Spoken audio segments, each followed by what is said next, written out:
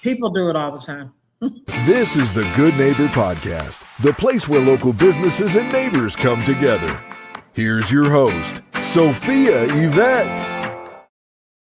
Welcome to the Good Neighbor Podcast. Are you in need of a nonprofit organization? Well, one may be closer than you think. Today, I have the pleasure of introducing your good neighbor, Deborah Spencer with Dominique Cares.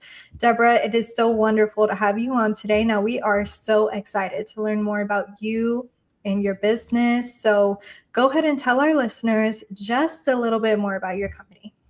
Absolutely. Thank you for having me. This is awesome. My name is Deborah Spencer, and I am the CEO and founder of a local nonprofit by the name of Dominique Cares.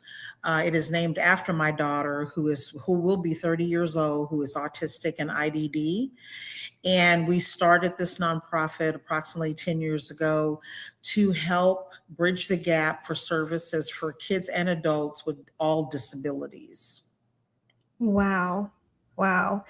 Now, tell us a little bit more about your backstory before getting into this industry. What was that like?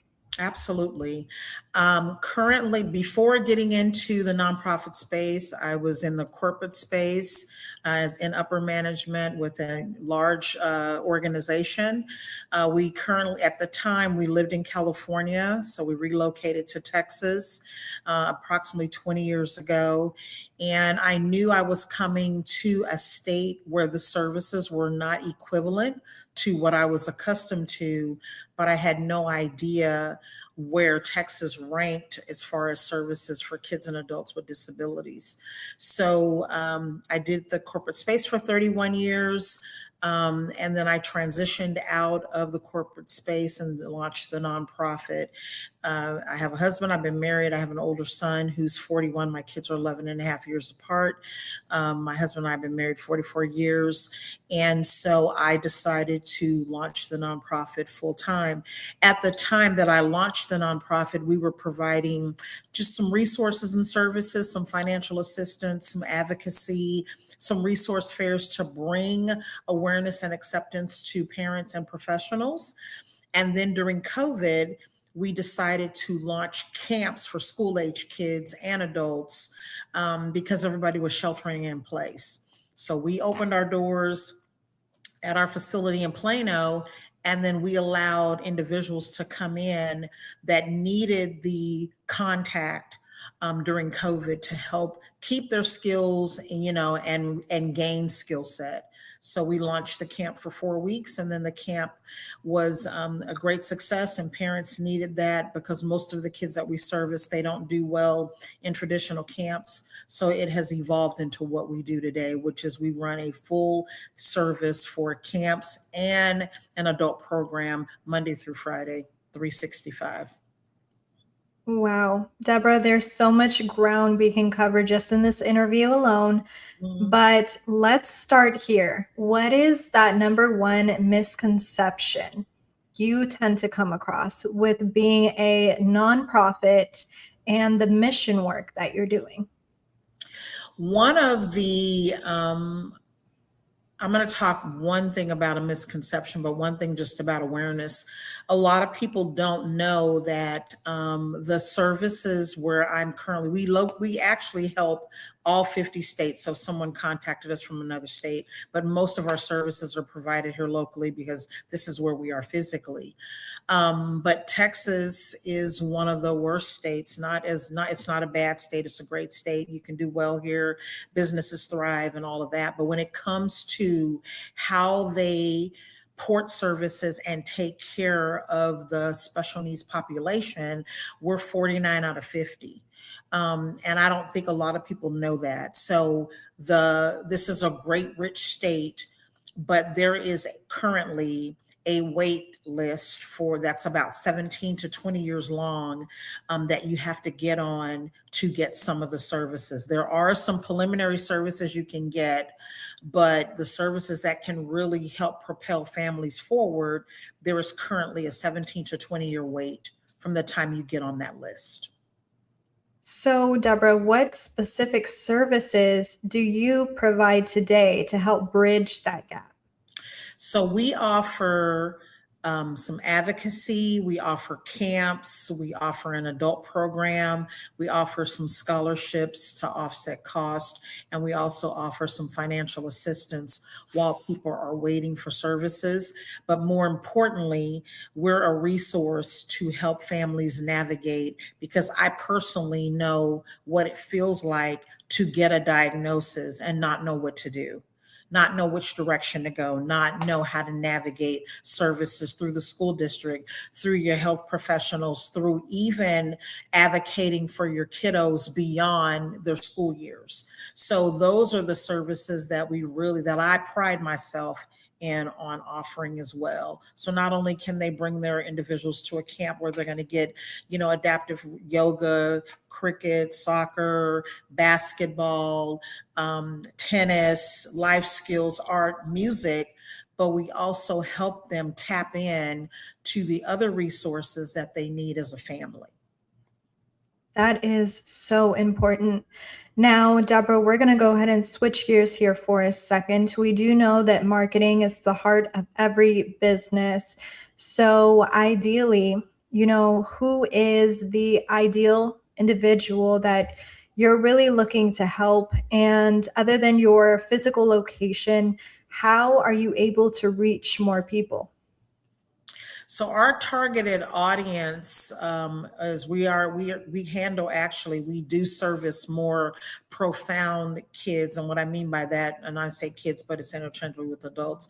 Most of the individuals that we service right now are primarily nonverbal, semi-potty trained, and may have some sort of behavior or some sort of limitations, wheelchair, feeding disorders, and things of that nature. There are not a lot of places that those individuals can go and get services, once they have graduated high school or while school is out during spring break, summer, Thanksgiving, Christmas, around those holidays. So we actually open our doors to provide that service so they can get some social skills, some life skills, and just some activity and engagement, right? Because one of the things that we really believe, and we know that is tried, tested, and proven, is that the kids need an opportunity to practice their skill set. So they need a place to go. They need to be able to go in the community. They need to be able to engage and practice those language skills, those social skills, proper prompting, and how to go to a restaurant, how to go to a laundromat, how to go to Walmart, any of those things. And we also are educating the community as well, because they get an opportunity to interface with our children and our adults. And how are you attracting this ideal audience to you? Mm-hmm. So we primarily we're on all social media platforms. We're on YouTube, we're on LinkedIn, we're on, Instagram, we're on TikTok. We're part of some other groups, that advertise for special needs or individuals with disabilities. So we're in those groups as well. And of course, we are connected to school districts, so they know who we are as well. And then we participate in resource fairs, and we host our own. And a lot of what we do and how the word is communicated is really through other parents and professionals that we have engaged in, and they're happy with the services that we provide. Okay, so your nonprofit runs a lot off of referrals. You get a lot of referrals to your business, is what it sounds like. We do. Amazing. Now, we are almost out of time today. What is that number one takeaway you would like our listeners here to really gather, maybe for the parents of these children who have some of these disabilities, some words of wisdom you want to leave them with? Right. One of the things that I really want to stress is that transition is ongoing. Our kids are transitioning from cradle to grave. and we have to participate in that transition. And then we also need to have the wraparound services to help our families as the kids get older and become adults and need other services beyond the school district. And sometimes it's difficult. It's difficult to get out. A lot of our families, there's a lot of stress involved. They're carrying, they have other children, they're married, they're single, they're working. So they're carrying a heavy load. And I want them to know that they're not alone. I know sometimes it's difficult to find the resources and the services, but you have to be diligent about it. And you have to know that you are not alone and there are resources available, and we are one of them. And that's my main takeaway is you're not alone. You cannot do this by yourself. You need a village. Parents need to be cared for. I'm really big on self-care, and caregivers carry a lot of weight and they need help. And so our community also needs to step up. We have a responsibility. I believe you're either a part of the problem or a part of the solution. And I choose to be a part of the solution. And we have a responsibility to help shoulder the responsibility. So you need to get out, you need to vote, you need to advocate, you need to be involved, because this could be your family. And we're not all far removed. 1 in 5 individuals have some sort of disability. 1 in 30 some odd children have autism. So this is something that is affecting us all, either directly or indirectly, and we need your help. So Deborah, final question for you. Where can our listeners go to learn more about Dominique Cares? You can go to our website, which is dominiquecares.com. You can go to our Facebook page, which is Dominique Cares. You can go to our Instagram, which is Dominique Cares. You can go to our TikTok, which is Dominique Cares. You can go to our YouTube, which is Dominique Cares. We also partner with another organization called Special Skills Academy. We actually work together in the same building, so you can tap into that as well. That's going to bring you right to Dominique Cares.